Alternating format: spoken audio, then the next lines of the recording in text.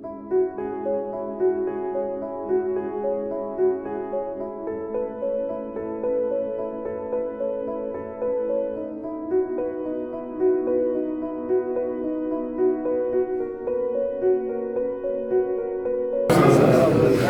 সবাই কেমন আছেন? আলহামদুলিল্লাহ। দুঃখে কষ্টের মধ্যে যে ভালো আছেন, এটাই হচ্ছে আল্লাহ তাআলার শুকরিয়া। হাকালুকি হাওয়া এই বিষয় নিয়ে আমি বহুবার কথা বলেছি, এখানে এসেছি, অনেকবার এসেছি। এখানে সুবিধা অসুবিধা এটা দেখার দায়িত্ব হচ্ছে যখন যে সরকারও যায় সেই সরকারের, মূল দায়িত্ব হচ্ছে সরকারের। মৎস্যজীবীরা সাধারণত এটার উপরে নির্ভর করে, টোটাল পরিবারটাই নির্ভর করে। বুরুদানের বিশাল চাষ হয়ে থাকে। আমরা লক্ষ্য করেছি যে বিগত পাহাড়ি ঢল এবং বৃষ্টির কারণে বলতে গেলে নিচু যে জমিগুলো ছিল একটা বড় অংশই পানিতে তলিয়ে গিয়েছে। এতে করে এলাকার বিরাট সংখ্যক মানুষ বিভিন্নভাবে ক্ষতিগ্রস্ত হয়েছে।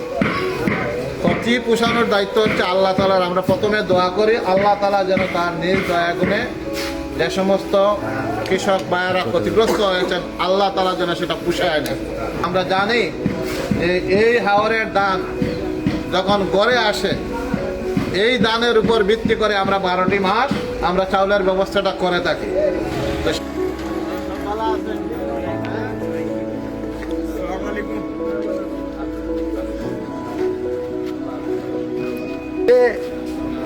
আখালুকিত মাছ ধরতে পারে না, তার বোন নাই, আমার বোন নাই, দুয়ার নাই, মা ওনারে মোড়ের, বাপ ওনারে মোড়ের, বাচ্চা ওনারে মোড়ের।